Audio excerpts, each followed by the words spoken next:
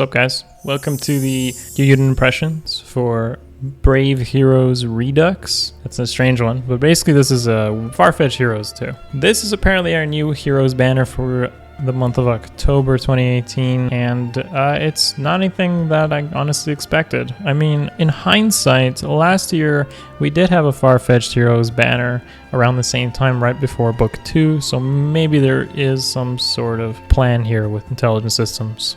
And as we'll see going forward, a lot of these heroes tend to be quite popular since it's based off the CYL votes. What really does make me curious is what we're going to see for CYL 3 going forward, okay? Those of you on YouTube, feel free to drop a comment below saying hello to those guys on Twitch, and everybody in chat on Twitch, you can say hello to the guys on YouTube. Let's all share the love. This video, be warned, I'm going to be a little bit more critical on the units being released and some of the stuff of the state of the game.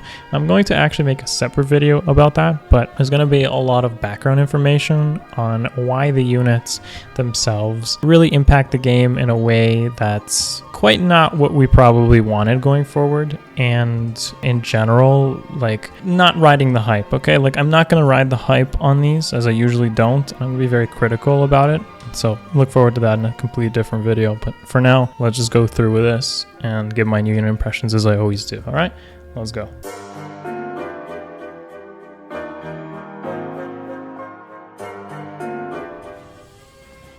Fire Emblem Heroes.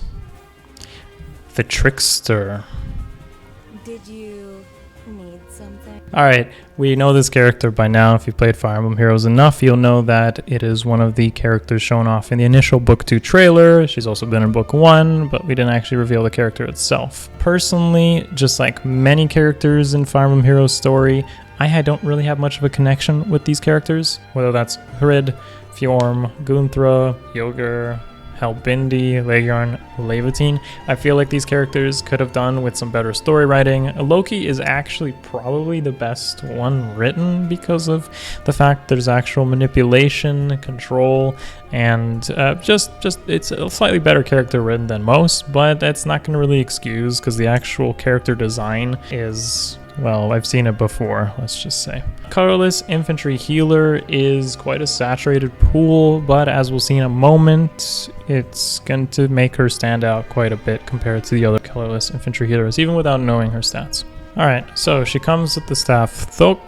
It is unique to her, and we already knew what this did because it was her preference staff from the story missions. It essentially is a brand new skill, not seen on anything else. It works in a way where as long as she has more HP than an enemy unit by 3, she's going to make sure that unit cannot move more than one space. Think of it like a gravity ploy. However, there are a few restrictions, and that is that she needs 3 more HP, and it only affects bow, daggers, magic users, and staff, not including dragons, of course. So basically range units and no physical units. We are seeing an influx of more and more range units in the arena, and I'm sure this would be kind of useful in some PvE modes as well as a way to restrict units, especially from far away. However, there are some things to consider here.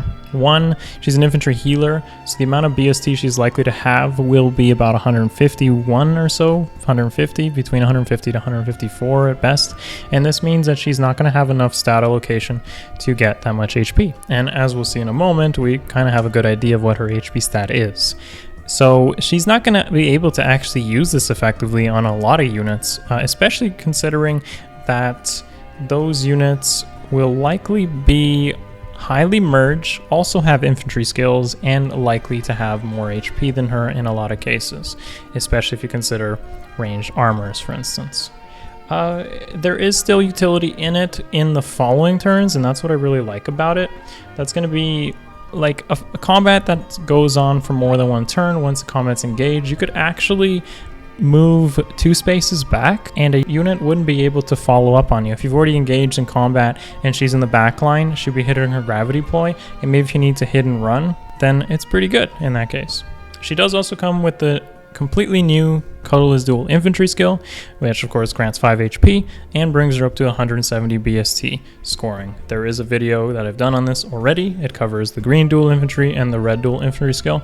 Colorless dual infantry will completely change the dynamic of the arena game right now. The biggest thing when fighting colorless units is twofold. One, they don't really have weaknesses other than Raven Tomes, which again can be countered by Cancel Affinity anyways, but they don't really have weaknesses. So their damage is essentially true, which is more of a benefit for the unit than it is a negative, because you can't really line up weapon triangle advantages against those units, and you pretty much just play a game of stats. Whoever has more stats wins. This is a problem when you run into merges and supports like rally pluses, drives, and a bunch of things like that that really push units over the edge. Now, the thing that makes this even more detrimental is on units that don't allow you to counterattack. So Thok itself is a Wrathful Staff. Combine it with Dazzling in the B slot for her, which you can get from Maribel or from Brydlin, and you have yourself some problems. There is no counterplay involved against healers like Loki or any other colorless infantry unit that will inherit this skill. You're going to see things like Lisa, like Azama, like Sarah, like Lucius, who demand you to player phase them to kill them. So what this means is that they will attack into you for free, gravity you to remove movement, panic you maybe with a panic staff, pain you for incredibly high amounts of damage on your whole team, and on top of that, restore plus on healers. So if you've watched my Veronica video, which I'm sure many of you have, Restore Plus is a very, very, very annoying skill to deal with on enemy healers. It's going to be hard to bait them out. Like you could, essentially the strategy on healers is bait out with your highest res unit. It's a competition of stats.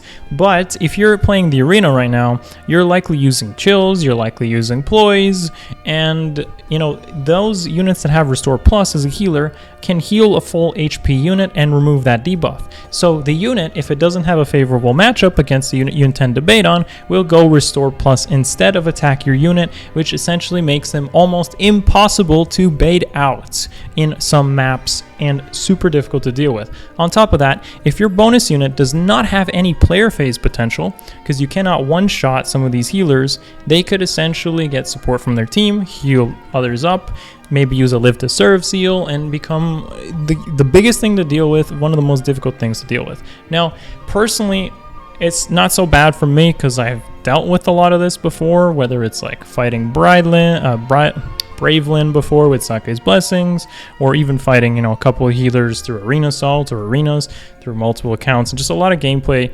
I've kind of figured out how to do this. But you know, those of you that may not be experienced in the way of arena AI, or just you don't have units that have player phase potential, like if you just run a bunch of enemy phase units with low speed, this meta will completely destroy your team comps, because now you demand a player phase unit or you can't successfully kill these healers that are going to dominate arena. Of course, it's going to make things like dagger users more relevant, so Soth, Felicia, and George actually from the 3 and 4 star pool are a lot better. Those are preference weapons and they score the most.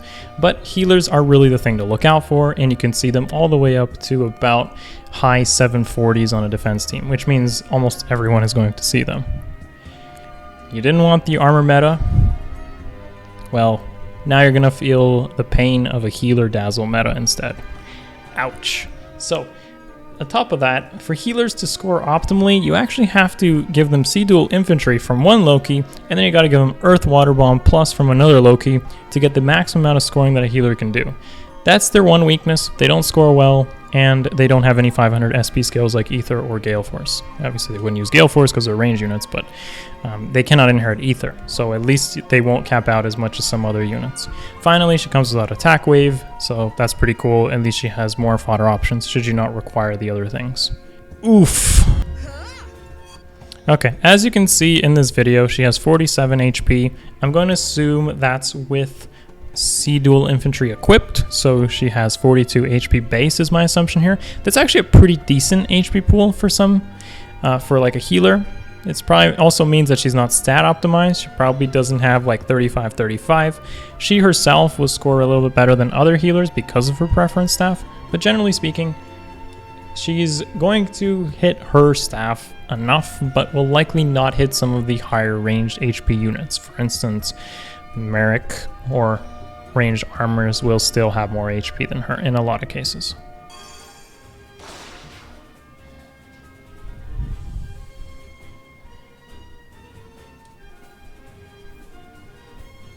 I'm Kliff. I'm a member of the Deliverance. Cool. Okay, so this is actually one of my favorite and best units from Shadows of Valentia. However, he got released at a really peculiar time. I know he was really high in demand, and the movement type they gave him was an infantry blue tome. Yeah, that's very competitive nowadays, actually.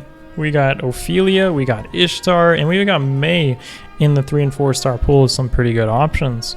So I don't know how to feel about this, and of course you're looking for actually clearing content. You have stuff like Reinhardt, who's gonna kill most things for you, so it's not a very great move type to be in, but he's still a fan favorite, so that's probably why he's here. I don't really have much to say other than that, but I'll go over summarizing most of these heroes at the end and what I think of the banner, so look out for that. Okay, so he comes with some new stuff.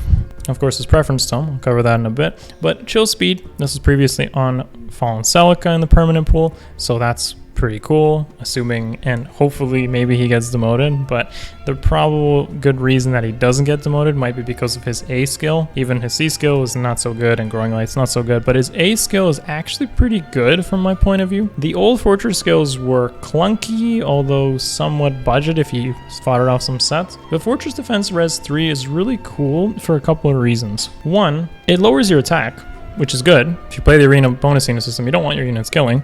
So lowering attack is good. Increasing your bulk is also really good because, you know, sometimes you need those units to tank a hit, like Warrior Fighter, and not kill. So that's pretty good.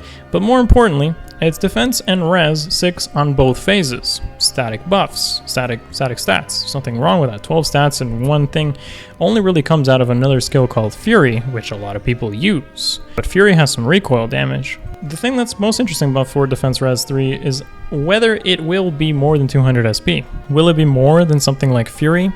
My assumption is yes, it will be. I think it probably will be a 240 skill, and you'll need to use like Fortress Defense to level up this skill, like Fortress Defense 3, and then it becomes Fortress Defense Res 3, for instance, or you use Fortress Res 3 and then you go into this skill. So that's pretty cool. It's like a 4th level, but since Fortress Defense and Fortress Res didn't score 200 SP, I don't think it'll be 300. So again, this is a pretty cool skill. I hope it becomes more available because it would be nice to throw on a lot of units. You know, it's like close defense on both phases and distant defense on both phases, and that in my opinion is really good. So Sagate, that's his new tome, gives him defense, and he's got Fortress Defense Res 3. So just based on that kind of kit, I already assumed that he probably might be pretty tanky as a unit, and he was also a trainee, just like the other villagers in Shadows of Valentia. So one thing that's really going to make Kliff kind of stand out compared to the other blue mages is likely the fact that he's a trainee unit, kind of like Gray and Tobin and Faye were. And this means that he might actually be 157 BST or so, as much as an infantry melee unit in terms of scoring. Now with blue infantry duel coming out soon, this is probably less relevant, but stats themselves are pretty important because he's going to become really tanky. And if you read the full effect of the tome, it does seem like those stats will be relegated into things like defense and res. So at the start of combat, if foe's attack is greater than the foe has more attack than you gain 5 to all stats. What? So this tome itself is something I actually thought someone like Odin would get because he has such low attack. But let's say if Kliff had like 30 attack or something, which isn't necessarily high, but it's not necessarily low, he would still have less attack than most units. You lower his attack, which has synergy with 4 defense res, and then you gain 5 to all stats from his Sagate tome. So his kit already has a bit of synergy in it, and that's gonna be insane. So he's gonna become like one of the tankiest mages, and he has a lot of stats for an infantry unit that doesn't rely on armor march. So he's kind of cool, but like I said, since that kind of niche as a blue infantry is already kind of covered by a lot of blue other mages, I think he might stand out a little as maybe some sort of tank or res blue mage instead, especially defense, because we don't really have any very good defensive blue infantry mages. I'm not counting Oliver at all in this.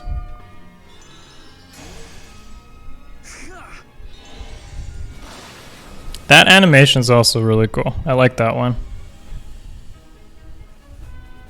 Chosen One. A dark hero such as myself is pretty in demand. Of course it's Owain. Why wouldn't it be Owain? Okay, finally he's here because so many people demanded this. I can make do with Odin. I mean, I'm not really living the whole hype of Owain because they're the same character really. One holds a sword and the other one is holding a tome. But the one with a tome is actually wearing less clothes, so yeah. Okay, but more importantly, Owain is a red sword infantry. That's kind of very saturated, as I've gone over many times. So he's in a very competitive pool. But let's look at his skills and see if we can really pick out anything that might make him stand out. Okay, so we got another Wrath user, and unfortunately it's in the red pool again, the other one being Carla. And he's got a new special called Blue Flame. So Blue Flame is interesting. I really hope this is inheritable because it just gives more options. It doesn't seem like it's exclusive to Owain. I think if it was exclusive to Owain, it might have been like a more special, if you get my drift here. Like, I think that would have had a more radical name, like Sacred Strike Special or something like that craziness. Like, that feels like more Owain, but Blue Flame seems like something you might be able to inherit. So we don't know yet.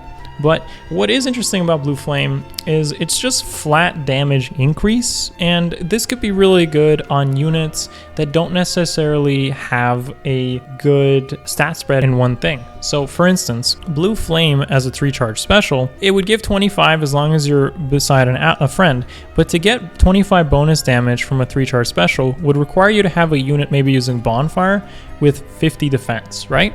Or 50 res. So that's crazy.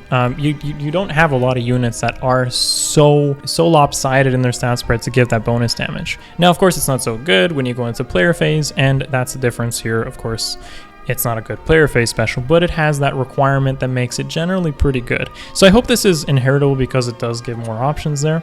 He's also has some synergy in his kit, of course. He's got that double spur, and he's got the bond skill, plus Wrath, of course, to work with Blue Flame. Now, and here's something completely unique to him in this regard.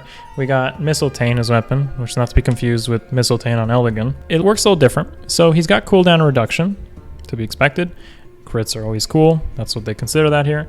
And instead of him getting special cooldown when he attacks, he gets special cooldown when the enemy attacks. So kind of like a steady breath, but the thing is, it doesn't require the enemy phase here. You can player phase, and then the enemy hits you, and you get cooldown reduction. So that's pretty cool here. It's kind of like a heavy blade or flashing blade, but the enemy has to hit you, and it works regardless of any checks. So I like that a lot. It kind of doesn't make any sort of restrictions other than just having a lot of combat. And again, it has synergy with his kit. He's just interesting as a character. But again, because he's a red sword, it's going to make him hard to stand out compared to so many other red swords. If you're looking for tanky swords, you know, we're going to have that with somebody like Ike or Zelgius. I mean, like, it depends what you're looking for in terms of movement types. And, well, for Zelgius isn't infantry, but armor march is a thing. But yeah, if you're looking for infantry defense, it'd be like Ike. And if you got your fast ones, you got Carla, Mia, Ira. The only real thing maybe that's kind of missing as a niche would be like a res sword infantry. And really the only one for that is like Fur. So maybe if Owain has a high res stat, that can make him stand out. Sacred Stone Strike! Of course he hits for 69, wouldn't he? So you see there he did 25 plus 10 from Wrath to do that sort of damage. So hopefully that's the way it is.